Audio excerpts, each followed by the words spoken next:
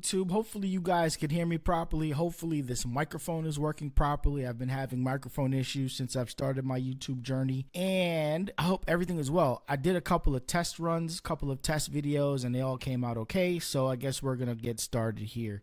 Shout out to Floyd at Foreign Only for putting me on this platform and letting me speak.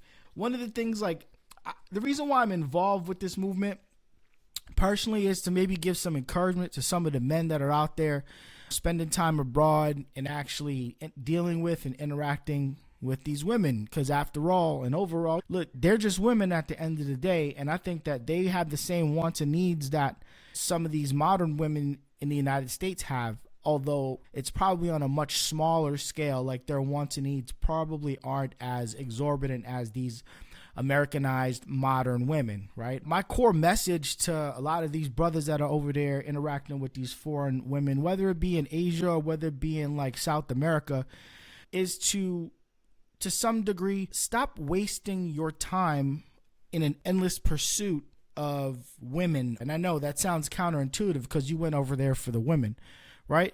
But what I see a lot of times with these brothers out there, the only time they film themselves is when they're actually like at a party or they're clubbing. Granted, that is what the YouTube viewer wants to see. They want to see the women. They want to see the nightlife. But other people that consume the content want to actually see a day in the life of type video where you're going to the gym or you're showing us that you have other interests other than women. I think that's the reason why Austin Holloman's channel is so successful. It's because, number one, the content that he makes is not just focused around the women, right? It's focused around like exploring the city, going to different restaurants, showing the food, showing the gyms, showing that, listen, I go to the gym. Here's a gym vlog. Not just box, box, box, box, box. Chase box here, box moves, chase box there. This person, this individual Austin, this brother out there doing his thing, he's showing y'all different sides of these cities that he's traveling in, not just like nightlife and not just coochie. And a lot of you guys should take notes because his numbers are actually reflecting that. Listen, he doesn't want to fit into the passport bro box. He is a traveler. He's a world traveler, international traveler. There's other YouTubers out there that are doing their thing, like Kurt Kaz, Harold Balder, Bald and Bankrupt, Timmy.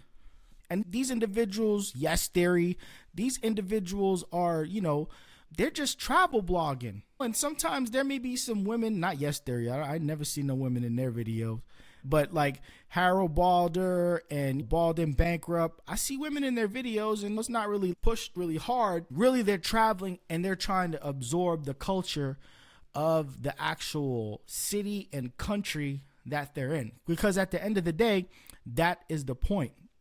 When you're going to these places, you should be learning the language, you should be experiencing the cuisine, right? Because there isn't a more interactive way to actually learn about a country than through its cuisine.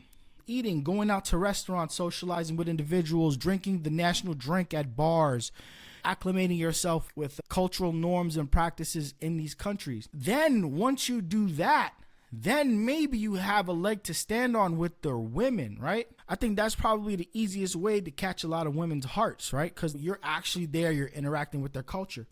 Part of it also is you're not learning anything when you're going over there and all you're doing is chasing pussy. What are you learning? You're not becoming worldly when you're just going over there for one single purpose. You're just like an international chick at some point in time, right? And even if you're not upfront paying for box, when you're going out there, you still come across as some thirsty ass international pervert that can't keep his fucking dick in his pants and is always walking around creep camming and looking at women on the street and fucking, look, you go over to these countries and you're objectifying the women. It's not a good look. Now we all go over there, we have fun. It's good to have fun when the time is right to have fun. But I think it's also good to broaden your horizons when it comes to travel and going overseas. And part of that is actually learning. The point of this video originally was to talk about my connection with the Passport Bros. But I think maybe this video is better served as a message. And whenever I get on the live stream, I spit this message. Yo, these chicks can tell. They can tell when y'all just out there, where's the next box I could put my meat in? They're hip to you. Like, okay, we got an American here. Yeah, he's looking for a fucking box. And probably the women are like, not my box, not tonight. Whereas if you're out there and you're showing interest, you're learning the language, eating the food, and you're actually temporarily assimilating into their culture and lifestyle, I think you have a much better chance with some of these women. Also, if you have hobbies and you pursue these hobbies and you're steadfast in the pursuit of those hobbies, working out is a hobby. That's cool. Maybe some sort of professional development. I see a lot of these dudes, and maybe they don't talk about it. I see a lot of these dudes out there. They're just going out there. They don't have no regular jobs. And then they get on live streams and then they just begging. And they like, that's their only source of income is people donating. So now these are like international hobos, homeless people, right? The whole, like, yes, you're free. You're free to travel and you are getting supported by the people that are watching your content. But what happens when that platform goes away? Then what do? What do you fall back on? What else do you have? You got to have hobbies that you can monetize. You got to have things that you can do that you're really interested in. So if you lose your YouTube platform and you're living like fucking live stream to live stream, what are you falling back on? And I think some of these dudes stagnate themselves a little bit because they don't put any effort into their videos, number one. And then when they shoot their videos, it's like, all right, I'm just chasing box.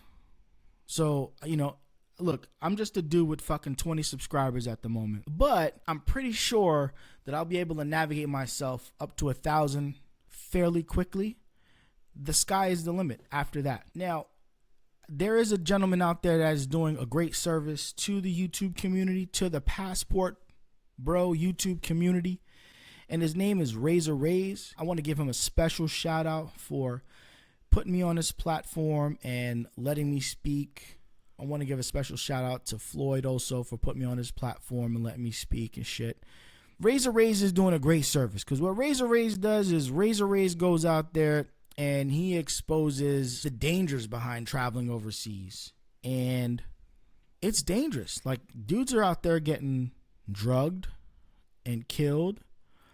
And it's crazy because dudes will go and put themselves in a situation where they don't know the culture. They don't know like that, like in certain places, like there's a scam culture out there, and they'll get relaxed, or they'll be like so enthralled with a woman that they meet over there that they let their guard down, when in reality you shouldn't be letting your guard down wherever you're at. If like, you should be on your guard at all times. And a lot of times as men, we let our guard down and we get lazy when it comes to women, and we divulge too much information, or we feel like we're comfortable around them and we can just say anything to them, when in reality we shouldn't be. We should be guarded with a lot of information. Stuff like, there's a term that they used to use in the Navy. It was called need to know basis. A lot of the times, it's need to know basis, right? I'm not telling you everything. So I say a whole bunch of shit on this video. Number one, to get some more content out there. Hopefully you guys enjoy the content. Listen, man, I support all the dudes that have the guts to go out there and live overseas and pursue their interests. Now, if it's women, then it's women. So be it. The only thing I would say on that is, if you're going to go out there and pursue women as your primary interest, then try to diversify yourself a little bit and start focusing on other things that matter too, like on the professional aspects, like professional development and hobbies and stuff. And also work out, man. I encourage every man that's out there overseas, at least if you're going to be drinking and smoking and, banging box, then you should, be out there in the gym too and getting your fitness levels up to par, So anyway, with that, I'm gone.